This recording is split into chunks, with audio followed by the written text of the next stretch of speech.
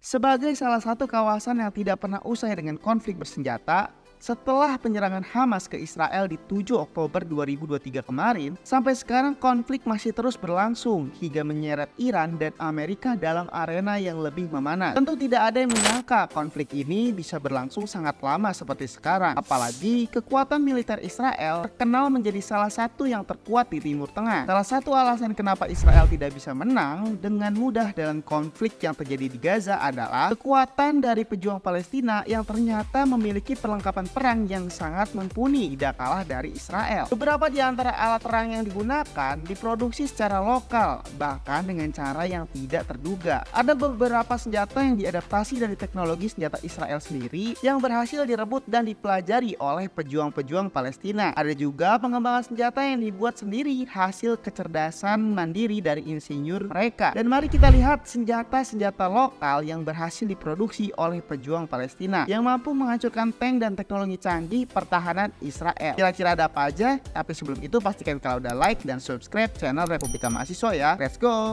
Pertama, kita mulai dari sniper penembus baja buatan pejuang Palestina. Ada sniper Al-Gol. Sniper ini mendapat namanya dari Adnan Al-Gol, seorang insinyur jenius Hamas yang meninggal di tahun 2004. Adnan Al-Gol dikenal karena jasanya dalam mengembangkan peluncur roket serta senjata api seperti sniper. Dalam segi aspek, sniper Al-Gol ini menembakkan proyektil 14,5 mm dengan peluru ukuran cukup besar dengan jarak tembak mencapai 2000 meter. Spek yang dimiliki Al-Gol ini terhitung luar biasa karena bisa mengalahkan sniper terkenal dunia seperti contohnya Dragunov milik Uni Soviet Rusia yang cuma bisa menjangkau 1200 meter saja dengan peluru kecilnya. Kemudian juga bisa mengalahkan M24 dari Amerika Serikat yang cuma bisa menjangkau 1500 meter saja. Senjata ini pertama kali digunakan dalam perang Al-Asaf Al-Makhul di tahun 2014 silam. Pada perang yang terjadi sekarang, Al-Gol menjadi momok menakutkan bagi para tentara IDF karena jadi salah satu senjata paling mematikan yang digunakan di kawasan konflik Gaza Palestina.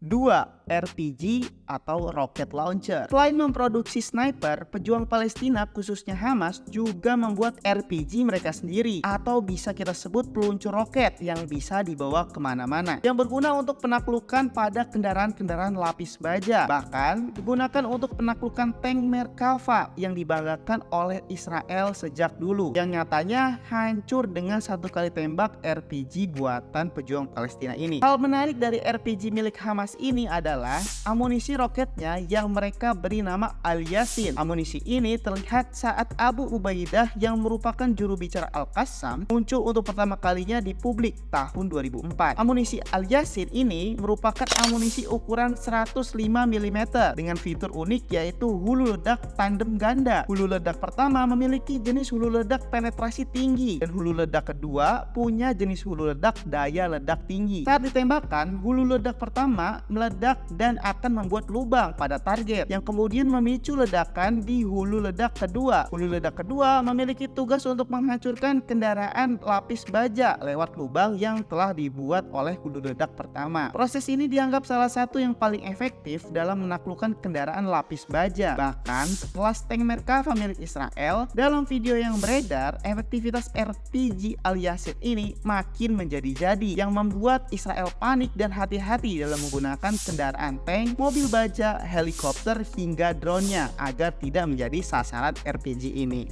3. Roket otomatis LM-90. Pada awalnya, kebanyakan roket diluncurkan Hamas didapatkan lewat pembelian dari negara lain. Namun, ada yang berbeda di awal Desember 2023 kemarin, di mana Hamas memamerkan sistem peluncur rudal baru mereka yang dibuat secara mandiri bernama LM-90. Nama lain dari peluncur roket ini adalah Al-Muqaddimah yang diambil dari nama salah satu pendiri Hamas dan juga pejuang Palestina yang meninggal tahun 2003 saat Israel merudal mobil yang ditumpangi Muqaddimah. LM-90 ini merupakan pengganti ganti dari roket M75 yang biasanya digunakan oleh Hamas pada konflik sebelumnya seperti pada pertempuran Padang Al-Aqsa tahun 2021 dan pada awal konflik yang terjadi di 2023 kemarin. Dari segi spek LM90, ini merupakan peluncur roket yang mampu menembakkan 8 roket sekaligus dalam waktu singkat. Daya jangkau yang diketahui mencapai 90 km, yang berarti jangkauan serangan militer Hamas ini mampu menyerang ibu kota Israel Tel Aviv dari segala sudut di Gaza. Nah, awalnya LM90 ini cuma ditampilkan dalam video sinematik dan dianggap hanya sebagai ancaman saja. Namun di malam tahun baru di 2024 kemarin, pihak Al-Qassam menembak rudal LM90 ini menuju Tel Aviv. Dalam video berbeda, terlihat Iron Dome yang melakukan pencegahan rudal yang menyerang Tel Aviv tersebut, di mana semua orang sedang berpesta. Sampai sekarang belum ada laporan tentang kerusakan apa yang dialami oleh Israel setelah serangan roket tersebut. Tapi serangan ini kemudian menjadi awal ketegangan baru di tahun 2024. 4. Drone Al-Zawari. Dalam tren senjata modern, di mana perang mengandalkan senjata baru yang canggih yaitu drone, para pejuang Palestina juga tidak ketinggalan untuk membuat produk mereka sendiri. Dari klaim yang dilakukan pada konflik 2023 kemarin, sayap militer Hamas memperlihatkan lini drone mereka yang bernama Al-Zawari. Pada awalnya, lini drone ini dibuat dalam kategori drone intai yang kemudian diubah menjadi drone bunuh diri untuk memperkuat lini serang dari pasukan Hamas. Dari apa yang diketahui, drone ini diklaim oleh Hamas bertanggung jawab telah menghancurkan 1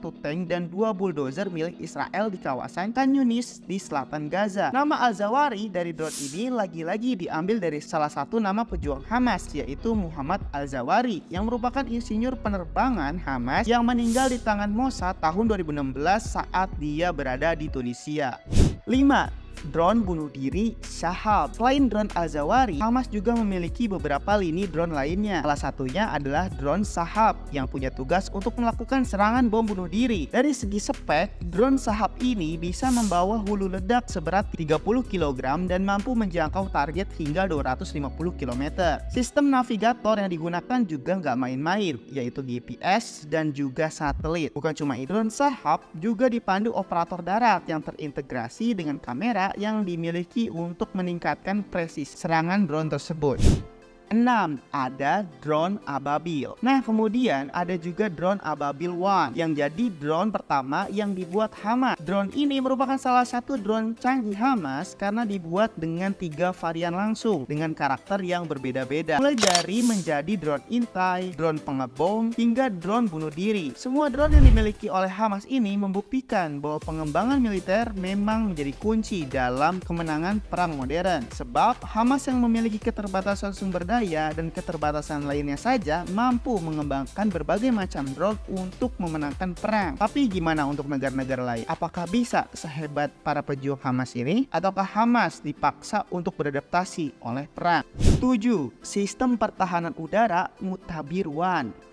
Selain membuat persenjataan militer yang berfokus pada serangan, milisi Palestina juga membuat serangkaian persenjataan yang fokus pada pertahanan. Salah satu yang paling sering dibicarakan sejak insiden Oktober kemarin adalah sistem pertahanan udara Mutabir One. Sistem pertahanan udara seperti ini memang dibutuhkan dalam skema perang modern yang mengandalkan rudal, roket, drone, helikopter, dan juga jet tempur. Dari video yang dipublikasi oleh Hamas, Mutabir One ini menggunakan konsol peluncur yang bisa diputar 360 derajat dan diklaim mampu dikendalikan secara jarak jauh. Amunisi yang digunakan berupa roket dengan sistem pemandu. Mutabir One ini juga dioperasikan menggunakan 2 kru, satu sebagai pengisi ulang amunisi dan satu lagi sebagai penembak pemandu. Nah, sampai sekarang pihak Hamas belum pernah mengungkap secara lengkap spek dari Mutabir One ini. Namun beberapa spekulasi sudah memprediksi kalau Mutabir One masuk dalam golongan sistem pertahanan udara jarak pendek. Biasanya sistem udara jenis ini punya jarak yang mencapai 30 km, ketinggian maksimal 21 km, pendeteksian radar sejauh 120 km, dan kecepatan amunisi yang ditembakkan bisa mencapai Mach 2,5 atau 3087 km. Sistem pertahanan udara ini seringkali ditugaskan untuk menyelesaikan masalah roket terbang rendah, helikopter serang, dan juga drone berputar. Dari semua senjata yang diproduksi oleh para pejuang Palestina tadi, itulah mengapa Israel menjadi sulit memenangkan perang di Gaza. Karena nyatanya pejuang Palestina juga beradaptasi dengan perang yang berkecambuk, apalagi dibantu juga dengan teman-teman milisi lainnya seperti Houthi hingga Hizbullah. Ya, semoga saja perang ini bisa cepat berakhir agar kondisi di Gaza bisa menjadi kembali normal. Bahkan mungkin saja Palestina bisa mendapatkan kemerdekaannya dari perjuangan berdarah yang selama ini mereka perjuangkan. Amin amin ya robbal alamin. So mungkin segitu aja video kali ini. Like video ini kalau suka, dislike aja kalau nggak suka, dan sampai ketemu lagi di video-video selanjutnya. Bye bye.